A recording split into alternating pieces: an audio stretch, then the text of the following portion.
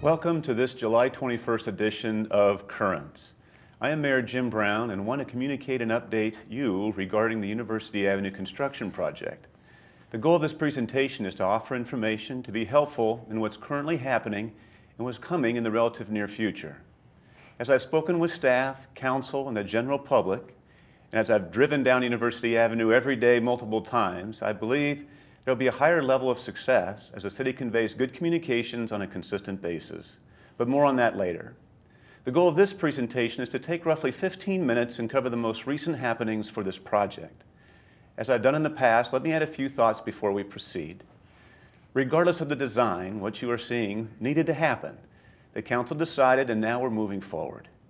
Infrastructure needs to be replaced. Things such as pipes for sewer, water, utilities. Some of those are over 50 years old and 25 feet below the current road. And finally, we cannot keep kicking this can down the road. Now I'd like to introduce Director Stephanie Sheets to continue with her section of this presentation. So I'm going to talk about the various phases of University Avenue and what's happening out there now. The University Avenue project is split into 3 different phases. As the map shows, the first phase that we're working in now extends from Grove Road to McLean.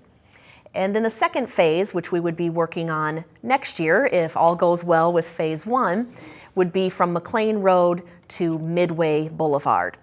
And finally, we'd come back to what's called phase 3, which is the Highway 58 University Avenue intersection, and tying back into the phase 1 area and tying into the road around Main Street. So those are the 3 phases of the project anticipated to occur over a 3 to 4 year period. And right now, again, we are working in phase 1.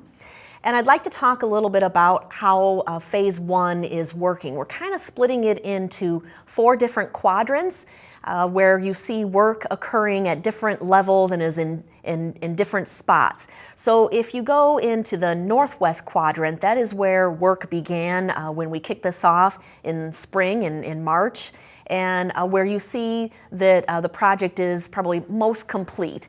And that is where, starting on Monday, July 18th, we switched traffic onto those new lanes, and people are driving on the new pavement. So that northwest quadrant kind of extends in front of, generally in front of Deary, from Grove Road to about Holiday Road. And this is an image kind of showing how that traffic flow is going right now. Then work has progressed into the northeast quadrant. We've seen a lot of work happening in that area, which is generally around Holiday Road to Waterloo, McLean area. You see a lot of work still happening in that area now, and you see new pavement going in there as well. This week, with changing the traffic onto the north side with that new pavement, we're starting to do work in the southwest quadrant of the project. And crews are there working now. And you've also seen in the southeast quadrant, while we're still on the old pavement, and that will be that way for a while yet, you see a lot of work happening in the side road areas with all of the underground work that needs to happen, so that as all the rest of the project goes smoothly, we can then move into addressing the pavement on the south side of University Avenue in that area of the project. So that's generally how you've seen construction going. The project itself includes not only working on the pavement of University Avenue itself with 2 lanes in each direction, but also includes adding sidewalks, adding trail, adding bus pullouts, landscaping.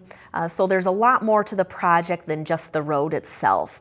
And that's important to note, that you're seeing some of those things go in, but you may see some of those improvements happening next year, because this year's focus is on getting the road done and getting the intersections and reestablishing the access to driveways into the businesses north and south of the road. So that's a little bit about how phase 1 is going. And I don't know if there's anything else you'd like me to touch on with phase 1, Mayor. Let me cover a few things at this point. I'd like to touch on a few things about supporting our local businesses. The city's conducted update meetings every other Tuesday that started March 29th. These are taking place at LaJames International College, near West Music, Aldi, Buffalo Wild Wings, and other businesses. The city staff and council want to be attentive and communicate with the public. I know it's no consolation to existing businesses that what we are seeing needs to happen for University Avenue. That is why we're constantly looking for ideas and concerns for the specific stakeholders during this transition. Finally, this slide conveys the many ways from which the public once again can gather information. We have the specific website that gives detailed maps and descriptions. This will be updated regularly. The specific Facebook and Twitter page. And the city will update plans in each of the Currents newsletter, the city bulletin, and regular press releases in the Waterloo Courier. These are simply picking up the phone. There's also simply picking up the phone or sending an email. The library will have a map. They still do, and the information posted at all times. If all else fails, please just call City Hall, and someone will get with you to the right person ASAP. Stephanie, I know the city's conducted a variety of outreach efforts in relation to what's been happening with University Avenue. Can you share a little bit about those outreaches? Sure. One of the things that we did in June was we held a how-to drive a roundabout event. And the focus of that event was on how to drive a two-lane roundabout in particular, because it seemed that we were getting a lot of questions about that, where there's concern of, is that a little bit more complex than a one-lane roundabout? What happens when there's a car next to me? Who has the right of way? Those types of questions were things that we were hearing. And so we set up a roundabout, and we used a design from University Avenue to do that. And then we had staff there with a gator, and we were driving people around and talking with them a little bit about what to expect in the roundabout and a little bit of the rules of the road for a roundabout. And we used the Iowa Driver's Manual as our guide on that, and we had that handout because we don't have to make new information or reinvent anything. The Iowa Driver's Manual has a page on one-lane roundabouts, and it has a page on two-lane roundabouts. So if anybody's interested, we've been handing those out to folks. And we talked about how just like at what I'll say is a regular intersection, if you're wanting to turn right, so you're going to go into the roundabout, and at the next exit or the second one after that, you're turning out of the roundabout, that's a right turn movement. And so just like at a regular intersection, you'll be in the right lane. You'll be preparing for that as you approach. And just like a regular intersection, we see many intersections that have some advanced signage that tell you right lane turns right, or left turn lane is only for left turns, or you could go straight as well. That same type of signage is used as you advance and approach a roundabout. So we talked through those, just the basics of driving, of how when you're entering the intersection you'll yield, and you yield to people that are in the intersection, and then once you're in, don't change lanes, and how you would exit, and of course be careful of others, and if you have trouble, don't worry, just go around again. So hopefully you don't get dizzy. So we had a variety of people attend that. We had older people and we had younger people. We had some folks there from driver's ed course who were getting bonus points for coming to the event.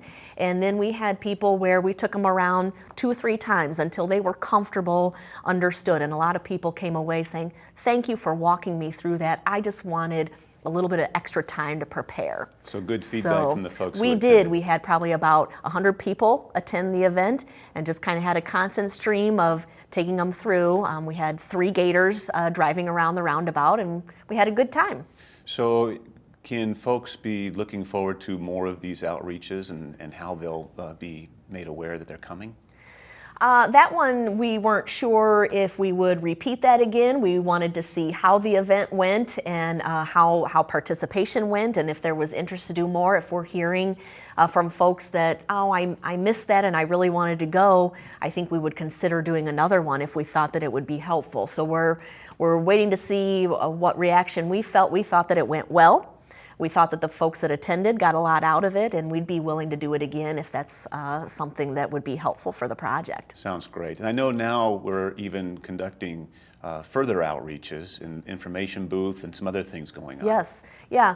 We've had Well, I'll start with the library floor display that we've had going on. We started that at the beginning of June, and it's still there and in fairly good condition. We put tape down in the foyer there of the library, and it seemed like a great opportunity because there are two entrances coming from the outside, so they really simulate kind of University Avenue traveling diagonally, and then you've got the entrance into the library building, into the main area. And so we put down tape to simulate a two-lane roundabout so that people walking in could understand a little bit about how the lane layout goes, and then think about how they would travel that in a walking type of condition. So we've heard some good feedback from that as well, and then we have a table there that gives the Iowa Driver's Manual and any different information folks want that way. But also then we've done some outreach, and we're continuing at a couple farmers market events for downtown, but also College Hill. We are there at a booth with some information about the project and about roundabouts. Excellent. And I know staff is available for any particular group that might be interested in terms of service clubs or other various organizations. How would they get a hold of the city to maybe line something like that up? Sure, I think just like you highlighted the ways to contact the city, I've had a lot of people call me directly using the City Hall number. They can reach me. Some people even know my email, which is stephanie.sheets@cedarfalls.com. And we have had ongoing requests for coming and speaking at an event. So we're certainly open to doing that too. Sounds great. Well, as we wrap up this edition of this update for University Avenue, I want to thank Director Sheets for coming in and Sure. having some explanation. And thanks for the time you spent with us in terms of this update. Thank you.